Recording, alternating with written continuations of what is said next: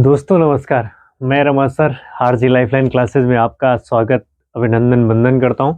आशा करता हूं कि आप सभी अच्छे होंगे। आपको पहली वीडियो रचना की मिल गई होगी और आप सभी अच्छे से पढ़ लिए होंगे, समझ लिए होंगे, सारे कंटेंट को दोहरा लिए होंगे। नहीं समझ में आया होगा तो वीडियो को दोबारा देखें। चलो भाई, इसी के साथ हम अपने नेक्स्ट सेशन की करते हैं शुरुआत, ज़्यादा समय नहीं लेते हुए। क्योंकि आपके पास बहुत कम समय है और आपको बहुत ज़्यादा तैयार करना है। तो चलिए देखिएगा, हमने जैसा कि किसी बच्चे ने कमेंट करके हमें बताया था कि सर हमें प्रतिस्थापन विधि और विलोपन विधि बता दीजिए। तो दो चर रैखिक समीकरण में सबसे महत्वपूर्ण अगर कुछ है ना तो विलोपन विधि और प्रतिस्थापन विधि है। तो चलिए आज हम शुरू सीखते हैं कि प्रतिस्थापन विधि से अगर हमारे बोर्ड परीक्षा में प्रश्न आते हैं तो कैसे सॉल्व करेंगे। तो चलिए देखिए, आज हम हेडिंग ही डाल लेते हैं, क्या भाई, प्रतिस्थापन विधि। चलो ये मार्कर तो खत्म। प्रतिस्थापन विधि बात कर ले हम किसकी भैया, प्रतिस्थापन विधि की बात कर ले। एक मिनट जरा रुकना, हम मार्कर ले लें थोड़ा सा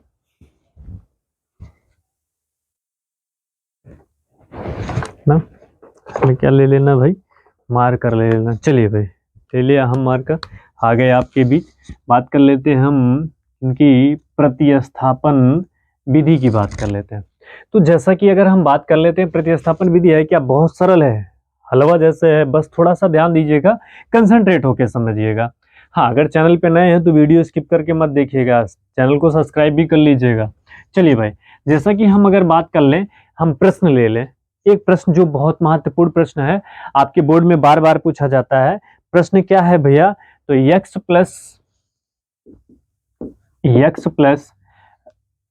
प्लस 8y बराबर 19, x प्लस 8y बराबर 19 ना।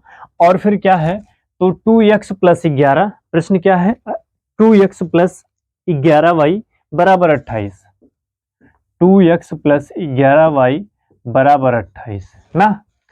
x प्लस 8y बराबर 19, 2x प्लस 11y बराबर 28, इसे हमें सॉल्व करना है प्रतिस्थापन विधि से। तो ये आपका प्रश्न रहेगा, आपको प्रश्नोत्तर नंबर डालना होगा। फिर ये समीकरण, तो इसे हम बनाएंगे क्या भाई, लिखेंगे जब हम हल करेंगे ना। जब हम हल करेंगे तो इसे लिखेंगे भैया, x प्लस 8y बराबर 19, 2x प्लस 11y बराबर 28 ना। इसे मानेंगे समीकरण 1 और इसे मानेंगे समीकरण 2। प्रतिस्थापन मतलब एक को हटाकर दूसरी जगह स्थापित करना है, दैट्स इट प्रतिस्थापन। तो हम चाहे समीकरण 1 ले लें, चाहे समीकरण 2 से ले लें। तो हम इसमें ले लेते हैं समीकरण 1 से। तो समीकरण 1 क्या है, x प्लस 8y बराबर 19 है ना। तो x बराबर क्या हो जाएगा, 19, ये प्लस में है तो बराबर किस तरफ जाएगा, तो माइनस 8y हो जाएगा। ये तो होगा ना, 19 माइनस 8y हो जाएगा, x बराबर। अब कुछ नहीं करना, अब क्या करना है, तो लिखेंगे भैया समीकरण 2 में x का मान रखने पर, क्या करने पर, देखो ये तो प्रश्न था, यहां से हम सॉल्व कर रहे हैं, इसे समीकरण 1 मानेंगे। समीकरण 2 आप ये भी कर सकते हैं, यहाँ जहां समीकरण 1 लिखा हूं मैं, यहाँ 2 भी ले सकते हैं, कोई दिक्कत नहीं है। x प्लस 8y बराबर 19, तो x को यहीं रहने दीजिए, ये प्लस में है, बराबर किस तरफ जाएगा, तो माइनस में। अब x का मान समीकरण 2 में रखना है, तो समीकरण 2 है क्या ना, तो समीकरण 2 है भैया 2x।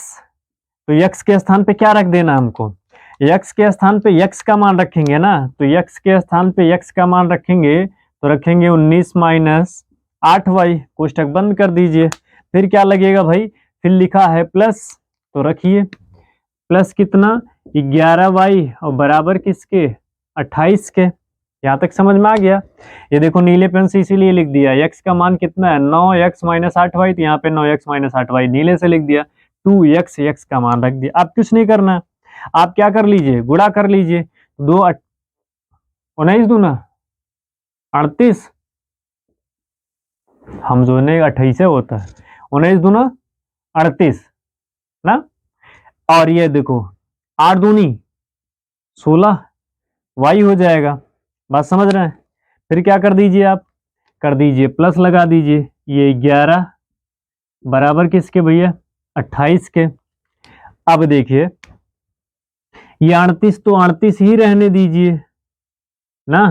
अभी बड़ी में से छोटी घटाइए, बड़ी का चिन्ह लगाइए, तो बड़ी का चिन्ह क्या है -16 है ना, और ये बड़ी सॉरी ये है कितना 11, और ये है किसमें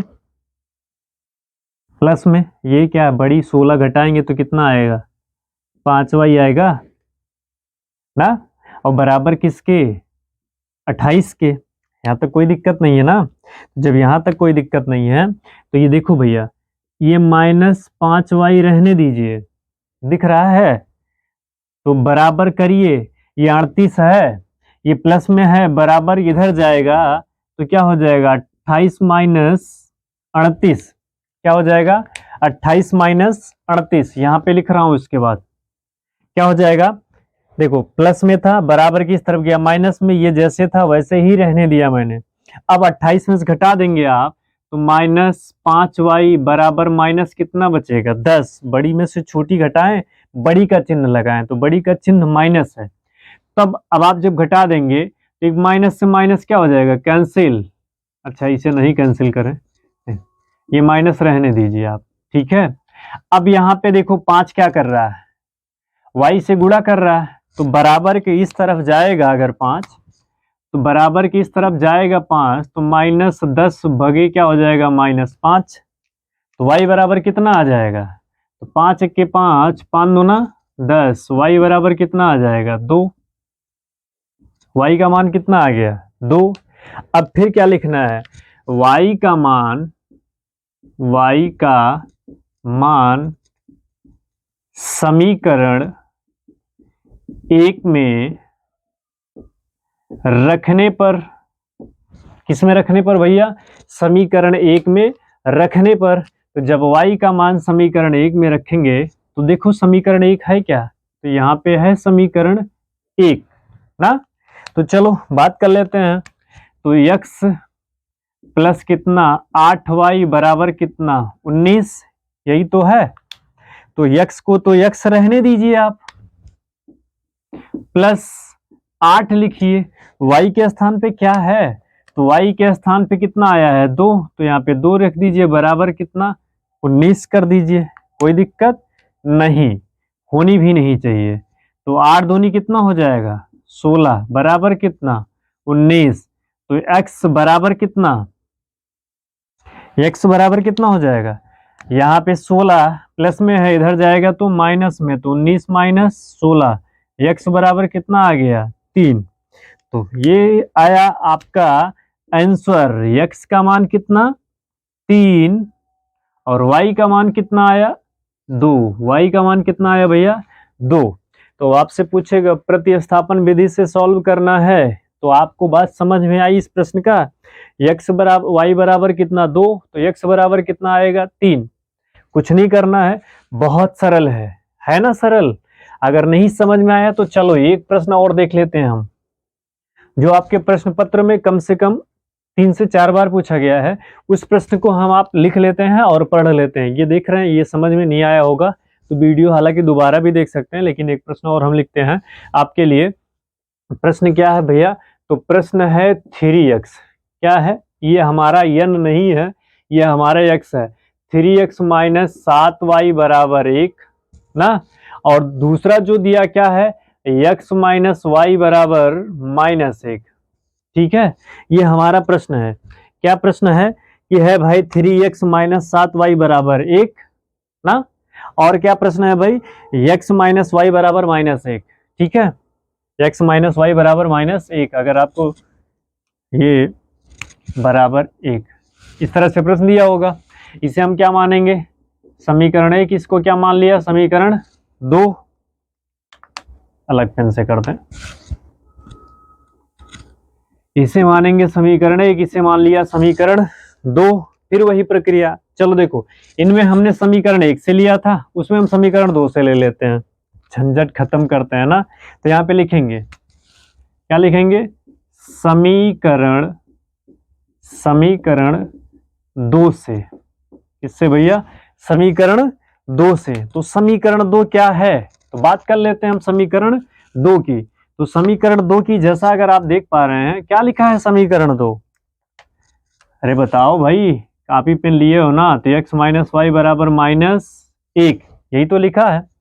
अब देखो करना क्या है, तो x को यहीं रहने दीजिए, बराबर किस तरफ, y को लेके चले जाइए, इसको लेके चले जाइए y को, तो y क्या है, माइनस में, इधर जाएगा तो किस में हो जाएगा, प्लस में हो जाएगा ना, y इधर जाएगा तो किस में हो जाएगा, प्लस में हो जाएगा, और ये -1 तो प्लस में हो जाएगा। फिर क्या लिख दीजिए आप, -1, तो ये हो जाएगा y का मान, सॉरी x बराबर क्या हो गया, y -1, x बराबर क्या हो जाएगा, y -1 ना, देख लो ये x बराबर क्या हो जाएगा, y -1।